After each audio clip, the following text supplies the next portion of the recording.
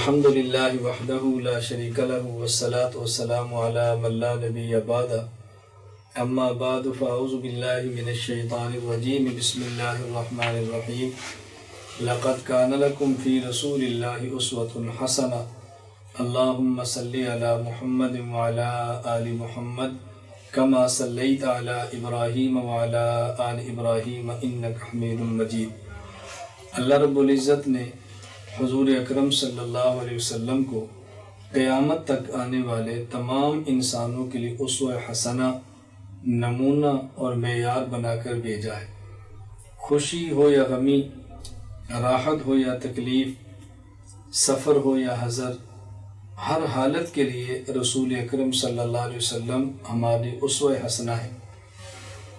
ہمارے ہاں بعض موقع ایسے آتے ہیں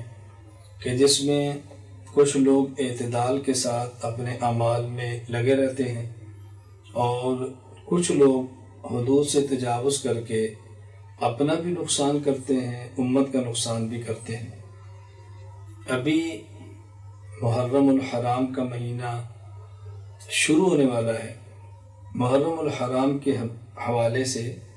بہت ساری باتیں ایسی ہیں جس کو سمجھنا بطور مسلمان ہونے کے ضروری ہے۔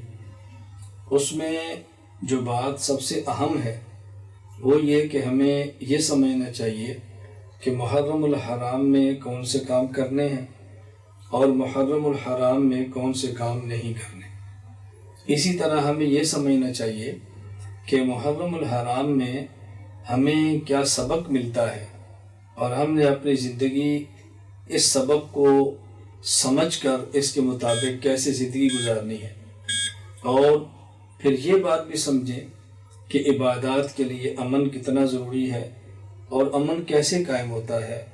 اور فساد اور دنگا کیسے ہوتا ہے، لڑائیاں جھگڑے کیسے ہوتے ہیں جس سے عبادات بھی صحیح ادا نہیں ہوتی اور گھر کے سکون وغیرہ سب ختم ہو جاتے ہیں۔ جہاں تک تعلق پہلی بات کا ہے، ذرا اس کو سمجھ لیں۔ محرم میں بنیادی طور پر کرنے کے دو کام ہیں۔ نمبر 1، 9 اور 10 محرم یا 10 اور 11 محرم 2 دن کے روزے رکھے۔ حضور اکرم صلی اللہ علیہ وسلم نے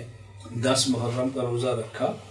اور پھر آپ نے فرمایا کہ آئندہ سال اگر میں زندہ رہا تو انشاءاللہ العزیز ایک روزے کا مزید اضافہ کروں گا۔ یہ آپ نے کیوں فرمایا؟ جب آپ نے 10 محرم کا روزہ رکھا تو رسول اکرم صلی اللہ علیہ وسلم یہ بتایا گیا کہ ہمارے ہاں یہود 10 محرم کا روزہ رکھتے ہیں، تو آپ نے آئندہ سال ایک اور روزہ رکھنے کا ارادہ فرمایا تاکہ عبادات میں بھی یہود کے ساتھ ہماری مشابہت نہ ہو۔ تو جہاں ہم نے اس بات کا اہتمام کرنا ہے کہ 9 اور 10 یا 10 اور 11 محرم کا روزہ رکھیں، یہاں یہ بات بھی سمجھنی ہے کہ عبادات میں بھی جس حد تک ممکن ہو ہم کوشش کریں کہ ہماری عبادات کفار کی جو عبادات ہیں اس کے مشابہ نہ ہوں۔ کفار نے کچھ عبادات بنا رکھی ہیں، آخرت میں اجر ان کو نہ ملے، لیکن وہ اپنے بعض مال کو عبادات کہتے ہیں، تو ہماری عبادات اس کے ساتھ تشابہ نہ ہو، اس کا خیال رکھنا چاہیے۔ نمبر 2، 10 محرم کو اپنے اہل و عیال پر خرچ میں ذرا وسعت پیدا کریں، اور رسول اکرم صلی اللہ علیہ وسلم نے خود اس کی ترغیب دی ہے۔ نبی کریم صلی اللہ علیہ وسلم نے اس ترغیب کے ساتھ بات فرمائی ہے کہ جو شخص 10 محرم کو اپنے اہل و عیال پر خرچ کرنے میں وسعت سے کام لیتا ہے، اللہ تعالیٰ اس کے رزق کو وسیع فرما دیتے ہیں۔ ہمیں پیغمبر کی بات پر یقین ہونا چاہیے، رسول اللہ صلی اللہ علیہ وسلم کے فیصلوں پر یقین ہونا چاہیے، اس لیے 10 محرم کو اپنے اہل و عیال، اپنی بیوی، اپنے بچے، ان پر قدر وسعت کے ساتھ ذرا خرچ کریں۔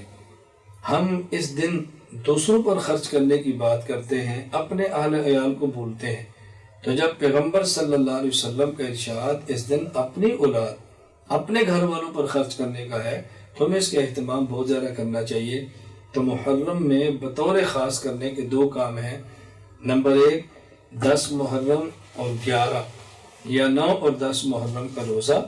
نمبر 2، 10 محرم کو اپنے اہل و عیال پر اپنی ہمت کے مطابق قدر وسعت کے ساتھ خرچ کرنا، یہ بھی نہیں کہ قرض لے لیں، یہ بھی نہیں کہ